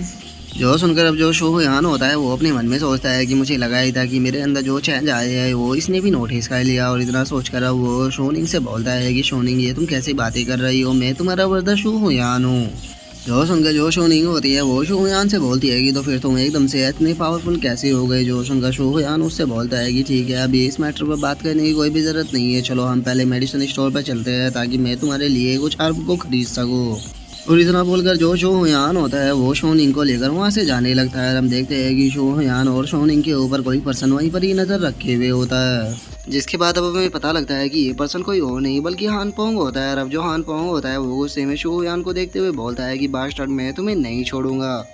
और उसके इतना बोलते के साथ ही अब हमारा जो व्यू होता है वो मार्केट के अंदर आ जाता है, जहाँ पर कि हम देखते हैं कि जो शू हुयान होता है वो शोनिंग को लेकर एक शॉप के अंदर आ चुका होता है। और वहाँ पर आने के बाद वो शॉप के ओनर से बोलता है सर मैं यहाँ पर कुछ स्पिरिचुअल हर्ब को ख़रीदने के लिए आया हूँ, तो क्या आपके पास में मुझे स्पिरिचुअल हर्ब मिल जाएंगे। जो सुनकर वो जो शॉप का ओनर होता है वो बिना शू हुयान की तरफ देखे हुए उसे बोलता है कि मेरे पास टाइम नहीं है, तुम आगे दूसरी दुकान पर जाकर खरीद सकते हो। जो सुनकर जो शू हुयान होता है वो उसे बोलता है कि ज़रा इधर देखो। जो सुनकर वो शॉप का ओनर भी अपनी आंखों को खोल लेता है और जो शू हुयान होता है वो उसे टोकन को दिखाते हुए उसे बोलता है कि जल्दी से मेरे लिए स्पिरिचुअल हर्ब को लेकर आओ। और शू हुयान के इतना बोलते के साथ ही अब जो शॉप का ओनर होता है वो भी एकदम से खड़ा हो जाता है और वो खड़ा होते हुए बोलता है कि आप तो शू फैमिली के हेड हो। और इतना बोलकर अब जो वो शॉप का ओनर होता है वो बड़ा ही क्यूट सा वॉइस बनाकर शू हुयान से बोलता है कि सर क्या मैं जान सकता हूँ कि आप यहाँ पर किस तरह के हर्ब को ढूंढने के लिए आए हो। जो सुनकर जो शू हुयान होता है वो अब उसे एक फ़ोटो को दिखाते हुए उसे बोलता है कि मुझे 1000 साल पुराना लिंगजी मशरूम चाहिए। जो सुनकर अब जो वो शॉप का ओनर होता है वो भी उस हर्ब को देखने लगता है। वो उस हर्ब को देखते हुए शू हुयान से बोलता है कि सर मुझे माफ़ कर देना, लेकिन मुझे नहीं लगता कि इतना रेयर हर्ब आपको मेरी दुकान के अंदर मिल पाएगा। इवन कि मेरी दुकान के अंदर क्या आप पूरी सिटी के अंदर भी घूमोगे तो भी आपको ये हर्ब नहीं मिलेगा। और अगर मैं सच बताऊँ तो मैंने अपनी पूरी लाइफ में इस हर्ब को कभी भी नहीं देखा। मैंने केवल इस हर्ब के बारे में किताब में ही पढ़ा था, वो भी तब जब मैं छोटा था। जो सुनकर अब जो शू हुयान होता है वो भी थोड़ा सोचने लगता है और वो सोचते हुए अपने मन में बोलता है कि सच में कितना बुरा लगा, क्योंकि जब मैं इमोर्टल वर्ल्ड के अंदर था तो वहाँ पर ये हर्ब सबसे ज़्यादा कॉमन था, लेकिन यहाँ पर ये कितना ज़्यादा रेयर है। और शू हुयान ये सोच ही रहा होता है, तभी जो निंग होती है वो शू हुयान से बोलती है कि ब्रदर शू हुयान मुझे इस हर्ब की कोई भी ज़रूरत नहीं है, बस आप मेरी साइड हो, मैं इसी से भी बहुत ज़्यादा खुश हूँ, आपको इतनी ज़्यादा चिंता करने की कोई भी ज़रूरत नहीं है। और शोनिंग के अब इतना बोलते के साथ ही हम देखते हैं कि जो हान पोंग होता है वो भी वहाँ पर आ जाता है और वहाँ पर आने के बाद बोलता है कि जरा देखो तो यहाँ पर कौन है, यहाँ पर तो शू फैमिली का सबसे बड़ा ट्रैश है। कहीं तुम ये तो नहीं सोच रहे हो कि तुम स्पिरिचुअल हर्ब को खरीद कर अपनी पावर को बढ़ा लेगे जिससे कि तुम कंपटीशन को जीत सको, लेकिन मैं तुम्हें बता दूं कि इससे कुछ भी नहीं होगा। तुम हमेशा एक कचरा का कचरा ही रहोगे। और उसकी अब इस बात को सुनकर जो शू हुयान होता है वो गुस्से में उसकी तरफ देखते हुए उससे बोलता है कि कल मैंने जो तुम्हें सबक सिखाया था लगता है कि वो तुम्हारे लिए काफी नहीं था। तुम दोबारा मेरे हाथों से क्या सबक सीखना चाहते हो? जो सुनते के साथ ही अब हान पोंग को भी काफी ज्यादा गुस्सा आ जाता है और वो अपने लोगों को ऑर्डर देते हुए बोलता है कि ये बादशाह यहाँ पर सही सलामत नहीं जाना चाहिए, जाओ जाकर इसके पैर तोड़ दो। जो सुनते के साथ ही अब वे सभी लोग शू हुयान के ऊपर अटैक करने के लिए आने लगते हैं, जिन्हें देखकर जो शू हुयान होता है वो अपने मन में सोचता है कि अगर इन सभी लोगों ने कल मेरे साथ में एक साथ मिलकर फाइट की होती तो मेरे लिए काफी ज्यादा डिफिकल्ट होता, लेकिन आज नहीं। और इतना सोचकर हम देखते हैं कि जो शू हुयान होता है वो उन सभी को पीटना शुरू कर देता है। और उन सभी को ठिकाने लगा देने के बाद अब जो शू हुयान होता है वो हान पोंग के पास में आते हुए उसे बोलता है कि हान पोंग, तुमने यहाँ पर जो कुछ भी किया है तुम्हें अब इसके लिए बहुत ज्यादा रिग्रेट होने वाला है। जो सुनकर अब हान पोंग भी बहुत ही ज्यादा घबरा जाता है क्योंकि वो समझ चुका होता है कि अब उसकी हालत बहुत ही ज्यादा खराब होने वाली है। और इससे पहले कि वो कुछ कर पाता जो शू हुयान होता है वो उसके ऊपर अटैक कर कर उसे वहीं पर ही जमीन पर गिरा देता है, जिस कारण हम देखते हैं कि वो वहीं जमीन पर गिरकर नॉक भी हो जाता है। अब जो वहाँ पर लोग खड़े होते हैं वे बातें करने लगते हैं कि आखिर यहाँ पर क्या चल रहा है, ये बंदा तो हान फैमिली का सेकंड सन है ना। तभी हम देखते हैं कि वहाँ पर जो हान डू होता है वो भी आने लगता है। अब एक जगह पर इतनी ज्यादा भीड़ को इकट्ठा देखकर वो हंसते हुए बोलता है कि लगता है कि कुछ वहाँ पर मजेदार चल रहा है, इसीलिए सभी लोग इस तरह इकट्ठा होकर देख रहे हैं। और इतना बोलकर जो हांडू होता है वो जैसे ही आगे आकर देखता है तो वो पाता है कि जो हान पोंग है वो वहाँ पर बेहोश पड़ा है, जिसे देखकर जो हांडो होता है वो चिल्लाते हुए बोलता है कि ब्रदर हान पोंग। और इतना बोलकर अब जो हांडू होता है वो आकर हान पोंग को उठा लेता है और वो गुस्से में चिल्लाते हुए बोलता है कि बादशाह शू हुयान, तुम्हारी हिम्मत कैसे हुई मेरे ब्रदर की ऐसी हालत करने की। और इतना बोलकर वो अब अपने लोगों से बोलता है, तुम सभी बादशाह यहाँ पर क्या कर रहे थे? क्या तुम सभी साथ में मिलकर भी यहाँ पर मेरे भाई को प्रोटेक्ट नहीं कर पाए? तुम किसी भी काम के नहीं हो, बस तुम एक कचरा हो। और इतना बोलकर जो हांडू होता है वो उन लोगों के ऊपर प्रेशर को रिलीज करने लगता है, जो देखकर वे जो बंदे होते हैं वे घबराते हुए हांडू से बोलते हैं कि यंग मास्टर हांडू ये बहुत ज्यादा तेज था और इससे पहले कि हम यंग मास्टर हान पोंग को प्रोटेक्ट कर पाते इसने उससे पहले ही उसके ऊपर अटैक कर दिया। और उन लोगों के इतना बोलने के साथ ही जो शू हुयान होता है वो आगे आने लगता है और वो आगे आते हुए बोलता है कि जो तुम्हारा ब्रदर था वो बहुत ज्यादा एरोगेंट बन रहा था, इसीलिए उसे मैंने यहाँ पर थोड़ा सबक सिखाया है, लेकिन तुम्हें टेंशन लेने की जरूरत नहीं है, तुम्हारा भाई यहाँ पर नहीं मरेगा। जो सुनकर अब जो हांडू होता है वो शू हुयान को गाली देते हुए अब अपने ओरा को निकालना शुरू कर देता है और वो उसके ऊपर अटैक करते हुए बोलता है कि तुमने मेरे भाई को यहाँ पर क्रिपल कर दिया, इसीलिए मैं अब तुम्हें जिंदा नहीं छोड़ूंगा। और इतना बोलकर वो शू हुयान के ऊपर अटैक करने ही वाला होता है, लेकिन तभी हम देखते हैं कि वहाँ पर किसी के चिल्लाने की आवाज़ आती है, जो कि चिल्लाते हुए बोलता है कि आंडू वहीं पर ही रुक जाओ। जिसके बाद अब हम देखते हैं कि वहाँ पर कुछ पर्सन आ जाते हैं, जिनमें से जो ओल्ड मैन होता है वो स्वॉर्ड सेक्ट का एल्डर होता है और वहीं जो उनके बीच में होता है वो स्वॉर्ड सेक्ट का कॉन्फ्यूज होता है। और अब जो स्वॉर्ड कॉन्फ्यूज होता है वो वहाँ पर आते हुए हांडू से बोलता है कि हांडू तुम्हें यहाँ पर कुछ भी करने की जरूरत नहीं है जब तक हमारा स्वॉर्ड सेक्ट यहाँ पर है। जो सुनकर जो हांडू होता है वो स्वॉर्ड कॉन्फ्यूज से बोलता है कि स्वॉर्ड कॉन्फ्यूज इसने यहाँ पर मेरे यंगर ब्रदर को क्रिपल कर दिया, तो इसीलिए मैं यहाँ पर इस तरह से खड़ा होकर नहीं देख सकता, मुझे इसे यहाँ पर सबक सिखाना ही होगा। जो सुनकर अब जो स्वॉर्ड सेक्ट का एल्डर होता है वो स्वॉर्ड कॉन्फ्यूज से बोलता है कि स्वॉर्ड कॉन्फ्यूज ये जो यंग मैन है मैं देख सकता हूँ कि ये सच में बहुत ज्यादा एक्स्ट्रा ऑर्डिनरी है। जो सुनकर अब जो स्वॉर्ड कॉन्फ्यूज होता है वो हांडू से बोलता है कि हांडू यहाँ पर तुम्हें अपनी बेफालतू की बकवास करने की कोई भी जरूरत नहीं है, तुम्हारे लिए सही यही रहेगा कि तुम चुपचाप शांत हो जाओ। और इतना बोलकर अब वो अपना इंट्रोडक्शन देते हुए हानियों से बोलता है कि मेरा नाम मोजिन है, क्या मैं जान सकता हूँ कि यंग मैन तुम्हारा क्या नाम है? और मोजिन की अब इस बात को सुनकर जो शू हुयान होता है वो उसे खुशगवार इंट्रोडक्शन देते हुए उसको बताता है कि मेरा नाम शू हुयान है। और शू हुयान के इतना बोलते के साथ ही अब जो शू निंग होती है वो घबराते हुए शू हुयान से बोलती है कि ब्रदर शू हुयान मुझे यहाँ पर बहुत ही ज्यादा डर लग रहा है, तो इसीलिए प्लीज हम वापस घर चलते हैं। जो सुनकर अब जो शू हुयान होता है वो निंग के सर के ऊपर हाथ फेरते हुए उससे बोलता है कि ठीक है मैं तुम्हें वापस लेकर चलता हूँ, लेकिन तभी जो मोजियान होता है वो शू हुयान से बोलता है मैं जानता हूँ कि तुम्हारे और इरहान फैमिली के दोनों यंग मास्टरों के बीच में थोड़ी मिसअंडरस्टैंडिंग हो गई है, तो अगर तुम चाहो तो मैं इसे खत्म करने में तुम्हारी मदद कर सकता हूँ। जो सुनकर जो शू हुयान होता है वो मोजिन से बोलता है कि आप मेरी यहाँ पर मदद करना चाहते हो, ये जानकर मुझे बहुत ही ज़्यादा खुशी हुई, लेकिन आपको इस पंगे में पड़ने की कोई भी ज़रूरत नहीं है, मैं इस मैटर को खुद ही सोल्व कर लूँगा। लेकिन अभी के लिए मुझे अपनी सिस्टर को लेकर यहाँ से जाना होगा। अगर किस्मत रही तो हम दोनों दोबारा जरूर मिलेंगे। और अब शू हुयान की इस बात को सुनकर जो मोजिन होता है वो भी मुस्कुराने लगता है। जिसके बाद अब हमारा जो व्यू होता है वो शू फैमिली के पैलेस के ऊपर आ जाता है, जहाँ पर कि हम देखते हैं कि जो ग्रेट एल्डर होते हैं वो उस मशरूम के फोटो को देख रहे होते हैं। अब उसे देखते हुए बोलते हैं कि ये जो हजारों साल पुराना मशरूम है, वैसे तो मैं जानता हूँ कि ये कहाँ पर हमें मिल सकता है, लेकिन वो जो जगह है वो बहुत ही ज्यादा खतरनाक है और वहाँ पर जाना बिल्कुल भी सेफ नहीं रहेगा। तो इसीलिए मैं तुमसे पूछना चाहता हूँ कि क्या सच में तुम इस मशरूम को लेने के लिए उस जगह पर जाओगी, क्योंकि उस जगह पर जाने के बाद हो सकता है कि वहाँ पर तुम्हारी लाइफ भी चली जाए। जो सुनकर जो शू हुयान होता है वो ग्रेट एल्डर से बोलता है कि ग्रेट एल्डर चाहे वहाँ पर कितना भी खतरा क्यों ना हो, लेकिन मुझे अपनी सिस्टर के लिए वो हर्ब लेकर आना ही होगा, इसीलिए मैं वहाँ पर जाने के लिए तैयार हूँ। तो प्लीज मुझे बताइए कि आखिर ये मशरूम मुझे किस जगह पर मिल सकता है। और जो सुनकर अब जो ग्रेट एल्डर होते हैं वो शू हुयान को बताते हैं कि आप हमारी फैमिली के हेड हो, तो फिर मैं आपकी लाइफ को ऐसे खतरे में जाने कैसे दे सकता हूँ। जो सुनकर जो शू हुयान होता है वो मुस्कुराते हुए ग्रेट एल्डर की तरफ देखते हुए उससे बोलता है कि ठीक है, अगर ग्रेट एल्डर ऐसी बात है तो फिर आप मुझे कंपनी क्यों नहीं देते वहाँ पर जाने के लिए। और शू हुयान की अब इस बात को सुनकर पहले तो जो ग्रेट एल्डर होते हैं वो कार्टून सा फेस बनाते हैं और उसके बाद अब वो सीरियस होते हुए उसे बोलते हैं कि मैंने तुमसे पहले ही प्रॉमिस किया था कि अगर तुम्हें कभी भी मेरी जरूरत पड़ती है तो मैं तुम्हारी मदद जरूर करूंगा, तो मैं अपने शब्दों से पीछे नहीं हटने वाला। तो अगर आप चाहते हो कि वहाँ पर मैं आपके साथ में चलूँ तो इसीलिए ठीक है, मैं आपके साथ में वहाँ पर जाने के लिए तैयार हूँ। जो सुनकर जो शू हुयान होता है वो भी ग्रेट एल्डर का शुक्रिया था बोल देता है और वो अपने मन में सोचता है कि आखिर इसे एकदम से क्या हो गया, ये इतना ज्यादा एनर्जेटिक क्यों लग रहा है। और शू हुयान के इतना सोचती है अब जो शू निंग होती है वो ग्रेट एल्डर से बोलती है कि ग्रेट एल्डर, हम आपको बताना ही भूल गए कि कुछ देर पहले हम सोर्स एक्ट के किसी पर्सन से मिले थे जिसका नाम की मोजिन था। तो क्या आपको पता है कि वे यहाँ पर क्या कर रहे हैं।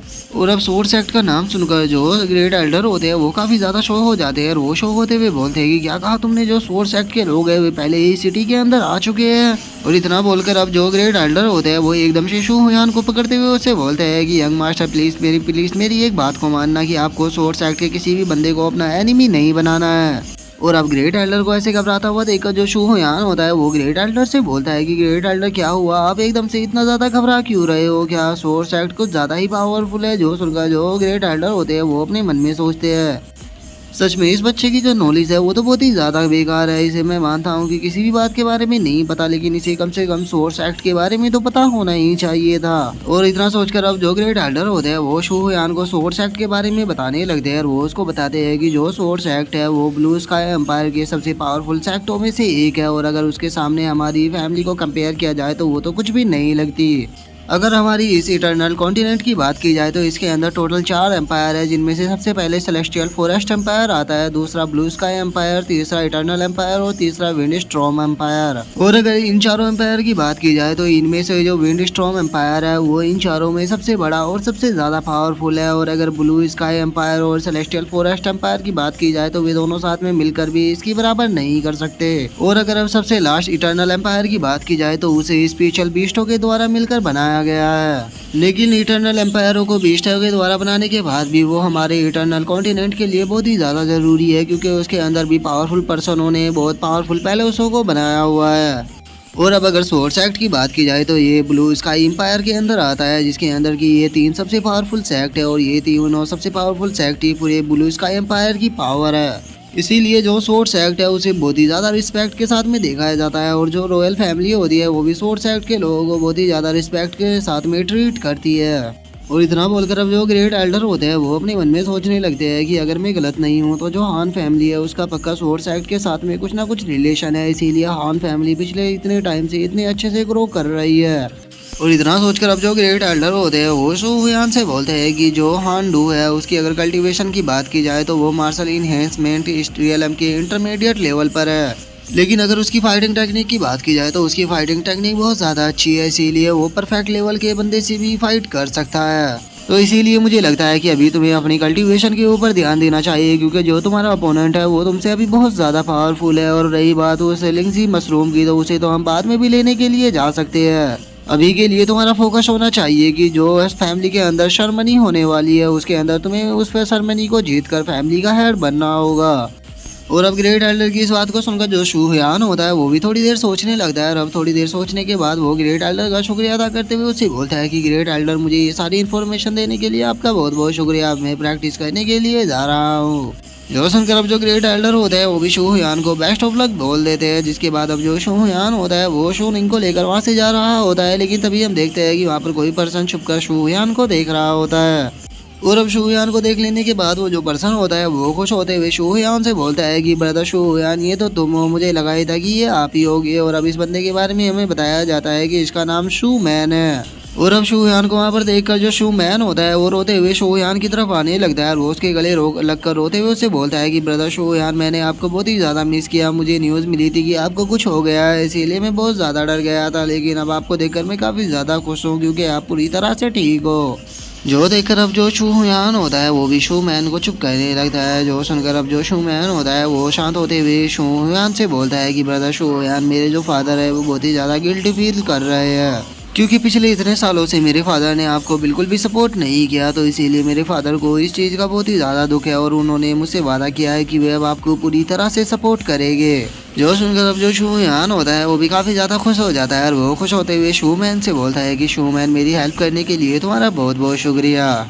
और इतना बोलकर अब जो शू हुयान होता है वो शू मैन के बारे में बताने लगता है कि जो शू मैन है वो मेरा कज़न है, लेकिन बचपन से ही उसके पास में कल्टीवेशन की क्वालिफिकेशन नहीं थी, इसीलिए जो शू मैन था वो हमारी फैमिली को बिजनेस में सपोर्ट करने लगा। लेकिन जो शू मैन था इसकी बिजनेस की स्किल बहुत ही ज़्यादा अच्छी थी, इसीलिए हमारी शू फैमिली के अंदर इसे मनी बैग भी कहा जाने लगा। और शू हुयान ये सोच ही रहा होता है, तभी जो शू मैन होता है वो शू हुयान से बोलता है कि ब्रदर शू हुयान, मैं सिस्टर शी होंग से मिलने के लिए जा रहा हूँ, तो क्या आप मेरे भी साथ में वहाँ पर चलना पसंद करोगे। और अब शी होंग का नाम सुनकर जो शू हुयान होता है वो भी अपने मन में सोचने लगता है कि जो शी होंग है इसके बारे में मेरे पास में ज़्यादा मेमोरी नहीं है, लेकिन मुझे समझ में नहीं आ रहा कि आखिर ये उससे क्यों मिलना चाहता है। लेकिन इसके चेहरे को देखकर मुझे ऐसा लग रहा है कि इसका उससे मिलने का कुछ ज़्यादा ही मन है, तो चलो फिर इसके साथ में चलते हैं। और इतना सोचकर जो शू हुयान होता है वो शू मैन से बोलता है कि चलो तो फिर वहाँ पर चलते हैं।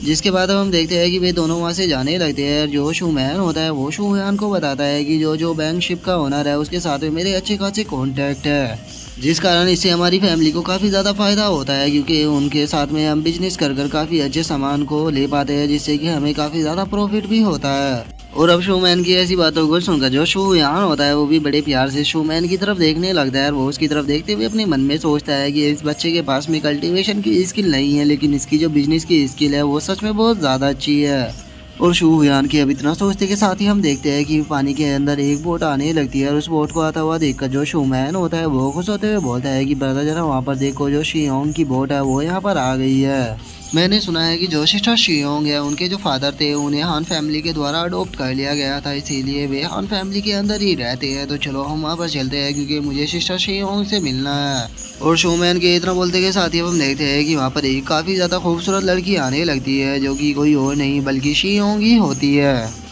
और अब शी होंग को वहाँ पर देखकर जो शू हुआन होता है वो भी उसकी तरफ देखने लगता है और वो उसकी तरफ देखते हुए बोलता है कि मानना पड़ेगा ये काफ़ी ज़्यादा खूबसूरत हो चुकी है, जैसे कि ये बचपन में थी उससे तो काफ़ी ज़्यादा बदल चुकी है। जो सुनकर अब जो शू मैन होता है वो शू हुयान को बताता है कि ब्रदर शू हुयान, मैंने सुना है कि जो शी होंग है वो जब केवल 8 साल की ही थी तो वो उस टाइम पर ही मार्शल इन्हेंसमेंट रियलम पर पहुंच गई थी, इसीलिए इन्हें हमारी कैपिटल की सबसे टैलेंटेड पर्सन भी कहा जाता है। और जो जुआन टियान सेक्ट है उसने इसे खुद रिकमेंडेशन भेजा है ताकि ये उनके सेक्ट को ज्वाइन कर सके। जो सुनकर जो शू हुयान होता है वो भी काफ़ी ज़्यादा शौक हो जाता है और वो शौक होते हुए बोलता है कि अगर हांडू की बात की जाए तो वो 20 साल का हो चुका है, लेकिन वो अभी तक केवल मार्शल इन्हेंसमेंट रियलम पर ही है। और वहीं बात अगर इस शियोंग की जाए तो ये केवल अभी 15 साल की ही है और यह मार्शल इन्हेंसमेंट रियलम पर चली गई। मानना पड़ेगा ये तो सच में हांडू से भी ज़्यादा टैलेंटेड है। और शू हुयान के इतना बोलते के साथ ही हम शू मैन को देखते हैं, जो कि वहाँ पर एक झंडे को लेकर जो शियोंग होती है उसके नाम को पुकारने लगता है, जिस कारण जो शियोंग होती है वो भी थोड़ा एम्बेरस फील करने लगती है। और वहीं दूसरी तरफ जो शू मैन होता है वो शियोंग के नाम को चिल्लाते हुए बोलता है कि सिस्टर शियोंग इधर देखो, मैं आपका कजिन शू मैन हूँ। और इतना बोलकर जो शू मैन होता है वो शियोंग के पास में आ जाता है और वो उसके पास में आकर खुश होते हुए बोलता है कि सिस्टर शुयांग, बहुत टाइम हो गया हम एक दूसरे से नहीं मिले।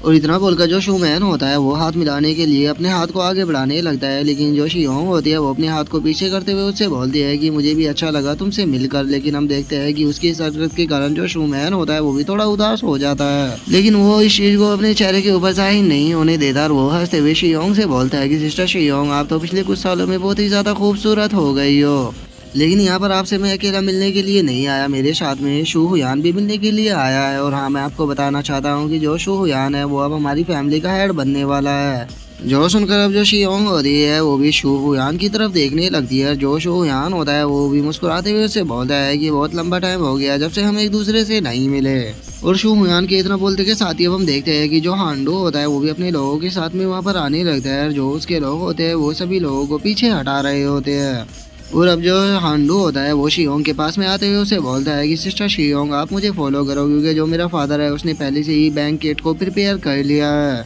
और वो इतना बोल ही रहा होता है, लेकिन तभी उसका ध्यान जो शू हुयान होता है उसके ऊपर चला जाता है। और अब शू हुयान को वहाँ पर देखकर जो हांडू होता है वो उसकी इंसल्ट करते हुए बोलता है कि अरे जरा देखो तो यहाँ पर तो जो गार्बेज है वे भी आए हुए हैं। अगर मुझे पता होता कि तुम्हारे जैसे यहाँ पर गार्बेज इकट्ठा हुए हैं तो मैं पहले ही यहाँ पर आ जाता। मुझे माफ कर देना कि मेरे कारण तुम्हें यहाँ पर इंतजार करना पड़ा। और हांडू की अब इस बात को सुनकर जो शियोंग होती है वो हांडू से बोलती है कि ब्रदर हांडू, आपको टेंशन लेने की कोई भी जरूरत नहीं है, चलो मैं आपके साथ में चलती हूँ, क्योंकि वैसे भी मुझे यहाँ पर ज़्यादा देर नहीं रुकना।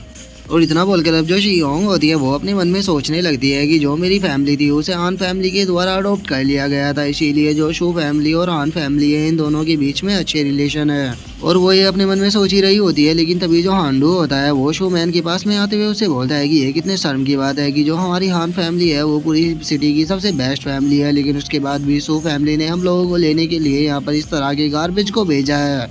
और हांडू के अब इतना बोलते के साथ ही जो शियोंग होती है वो हांडू से बोलती है कि ब्रदर हांडू, क्या हम अपने साथ में जो शू मैन और जो शू हुआन है उन दोनों को भी लेकर चले। जो सुनकर जो हांडू होता है वो शू हुआन की तरफ देखते हुए बोलता है कि वैसे तो मैं तुमसे नफरत करता हूँ, लेकिन अगर तुम खाना खाना चाहते हो तो तुम मेरे साथ में आ सकते हो, क्योंकि वैसे भी मेरे पास में कुछ एक्स्ट्रा खाना पड़ा हुआ है। जो सुनकर जो शू हुआन होता है वो वहाँ से जाने लगता है। और वो वहाँ से जाते हुए बोलता है कि मुझे तुम्हारे खाने की कोई भी ज़रूरत नहीं है, उस खाने को तुम अपने पास में बचा कर रखो, क्योंकि वो तुम्हारे काफ़ी ज़्यादा काम आने वाला है जब मैं तुम्हारे हाथ पैरों को तोड़ दूंगा।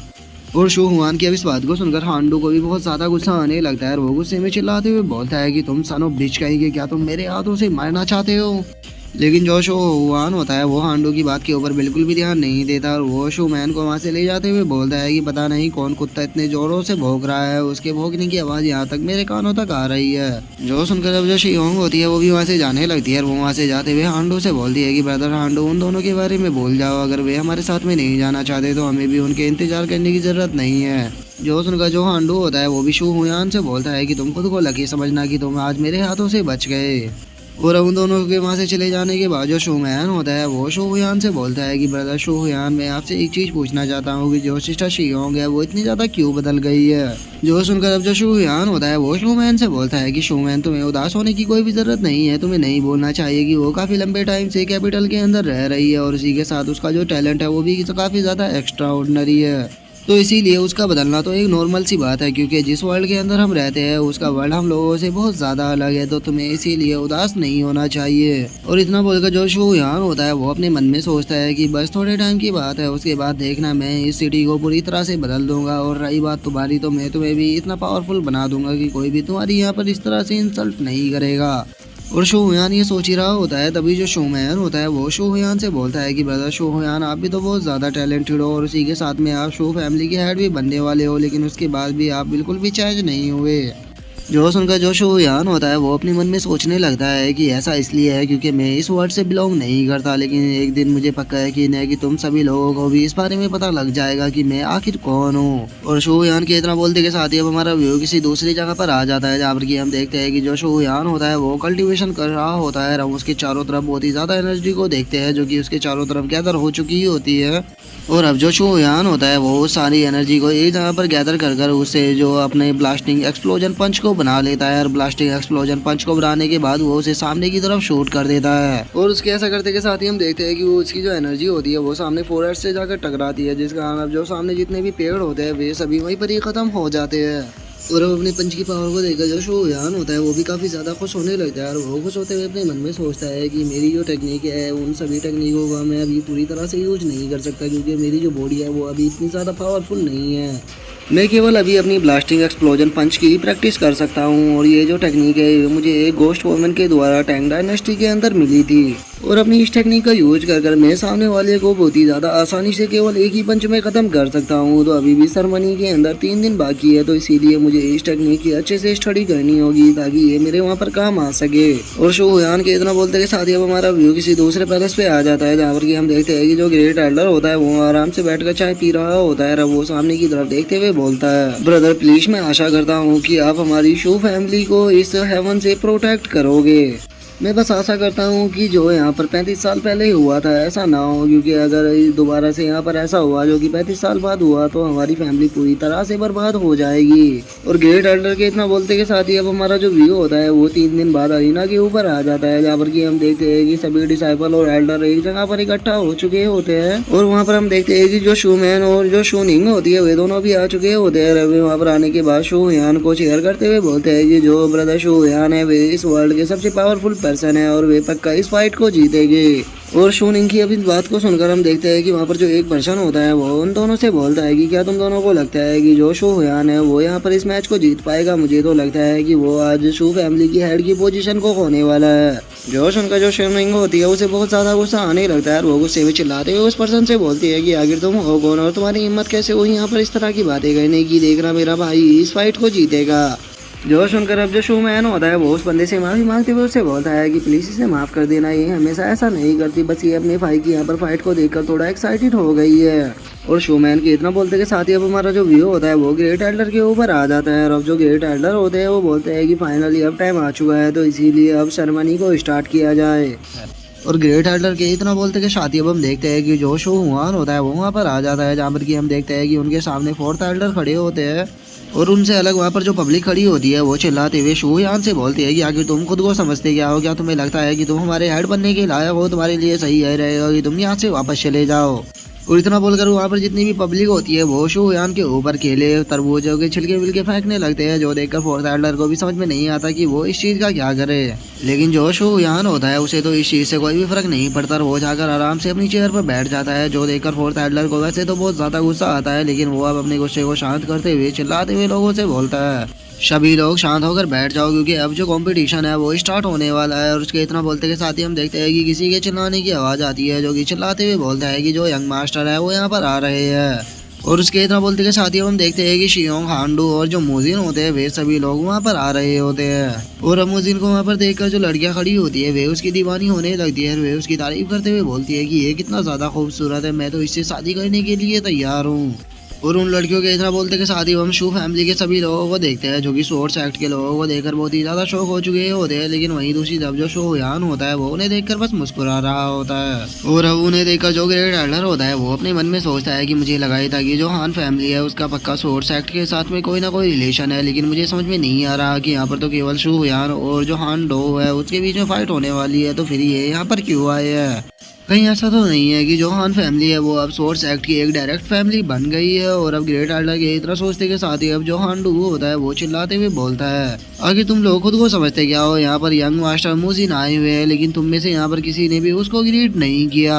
और इतना बोलकर अब जो हांडू होता है वो चिल्लाते हुए उन लोगों से बोलता है कि क्या तुम यहाँ पर यंग मास्टर मुजिन को इग्नोर कर रहे हो, क्या तुम नहीं जानते कि आखिर यंग मास्टर मुजिन कौन है। जो सुनकर जो ग्रेट एल्डर होते हैं वो हांडू से बोलते हैं कि हम नहीं जानते थे कि जो यंग मास्टर मुजिन है वो यहाँ पर आने वाले हैं। और इतना बोलकर वो अपनी चेयर से खड़े ही होने वाले होते हैं, लेकिन तभी जो शो हुयान होता है वो ग्रेट एल्डर को खड़ा होने से रोक देता है। और वो मुजिन से बोलता है कि कितना अच्छा रहता अगर आप यहाँ पर आने से पहले ही मुझे बता देते, लेकिन मैं नहीं जानता हूँ कि आप यहाँ पर क्यों आए हो। और शो हुयान की अब इस बात को सुनकर जो मोजिन होता है वो भी हंसने लगता है। और वो हंसते हुए शो हुयान से बोलता है कि अगर मैंने तुम लोगों को यहाँ पर डरा दिया हो तो प्लीज इसके लिए मुझे माफ कर देना, लेकिन सच बताऊँ तो मैं यहाँ पर इसीलिए आया हूँ क्योंकि मैंने सुना था कि जो यंग ब्रदर शो हुयान है उनकी फाइट हांडू से होने वाली है, तो इसीलिए मैं यहाँ पर आपको चेयर करने के लिए आ गया। और अब ये जानकर कि जो मोजिन है वो शो हुयान के लिए यहाँ पर आया है, सभी लोग बहुत ही ज़्यादा शौक हो जाते हैं। जो शो हुयान होता है वो मुस्कुराते हुए मोजिन से बोलता है कि आपके इस चीज़ के लिए बहुत बहुत शुक्रिया,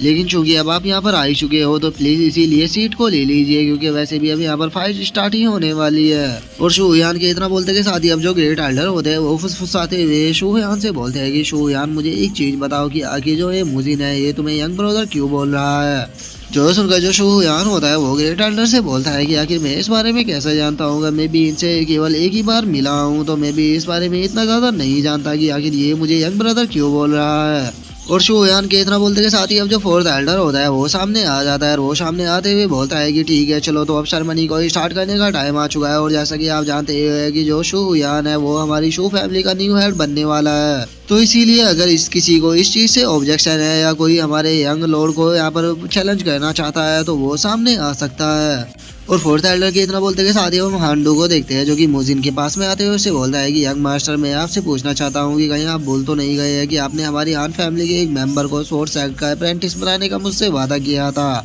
जो सुनकर जो मोजिन होता है वो हांडू से बोलता है कि मैं अपने इस प्रॉमिस को पूरा करने के लिए तैयार हूँ, लेकिन इसके लिए मेरी एक शर्त है, तुम्हें यहाँ पर शूयान को हराना होगा। जो सुनकर अब जो हांडू होता है वो भी काफी ज्यादा खुश हो जाता है और वो खुश होते हुए बोलता है कि ये तो बहुत अच्छी बात है, इस ट्रैश को यहाँ पर हराना मेरे लिए कोई भी बड़ी बात नहीं है। और हांडू की इस बात को सुनकर हम देखते हैं कि जो मोजिन होता है वो उसे कोई भी जवाब नहीं देता। और उसके इतना बोलते हैं हम फोर्थ एल्डर को देखते हैं जो कि वहाँ पर चिल्लाते हुए बोलता है कि ठीक है, जो भी हमारे यंग लॉर्ड को चैलेंज करना चाहता हो वो जल्दी से स्टेज पर आओ, क्योंकि इस चीज में इतना टाइम नहीं है। और फोर्थ एल्डर के इतना बोलते के साथ ही हम देखते हैं कि वहाँ पर एक पर्सन आने लगता है और वो वहाँ पर आते हुए बोलता है कि मैंने सुना है कि जो हमारे यंग मास्टर है उन्होंने कुछ दिन पहले ही हान पोंग को हराया है, तो इसीलिए मैं सोचूं यहाँ पर यंग मास्टर को चैलेंज करने के लिए आया हूँ। और मुझे यकीन है कि जो यंग मास्टर है वो मेरे चैलेंज को यहाँ पर एक्सेप्ट जरूर करेंगे। जो सुनकर अब जो फोर्थ एल्डर होते हैं वो सोजुंग से बोलते हैं कि ये जो फाइट होने वाली है ये हमारी शू फैमिली की यंगर जनरेशन के अंदर होने वाली है, तो इसीलिए तुम यहाँ पर यंग मास्टर को चैलेंज नहीं कर सकते। और फोर्थ एल्डर के इतना बोलते के साथ ही हम देखते हैं कि जो सोजुंग का फादर होता है वो भी वहाँ पर आने लगता है और वो वहाँ पर आते हुए बोलता है कि फोर्थ एल्डर, मैं आपको बता देना चाहता हूँ कि जो मेरा बेटा सोजुंग है वो भी यंग जनरेशन के अंदर ही आता है। और अगर मेरे बेटे की एज की बात की जाए तो मेरे बेटे की एज इतनी ज्यादा नहीं है, वो अभी कुछ दिनों पहले ही 16 साल का हुआ है। और अब उन दोनों बाप बेटों की इस बात को सुनकर जो फोर्थ एल्डर होता है वो उसे भी अब कुछ भी समझ में नहीं आता और वो हंसते हुए बोलता है कि ठीक है, अगर ऐसी बात है तो ये चैलेंज कर सकता है। जो सुनकर जो शूयान होता है वो काफी ज्यादा शौक हो जाता है और वो शौक होते हुए बोलता है कि क्या ये 16 साल का है, लेकिन ये देखने में तो ऐसा लग रहा है कि जैसे कि ये बूढ़ा हो चुका हो। और शूयान के इतना सोचते के साथ ही अब जो शूजुंग होता है वो शूयान से बोलता है कि यंग मास्टर तैयार हो जाइए, क्योंकि अब मैं फाइट को स्टार्ट करने वाला हूँ। और उसकी इस बात को सुनकर हम देखते हैं कि वहाँ पर जो लोग खड़े होते हैं वे आपस में बातें करने लगते हैं और उनमें से एक पर्सन हंसते हुए बोलता है कि तुम्हें क्या लगता है कि यहाँ पर इस फाइट को कौन जीतेगा।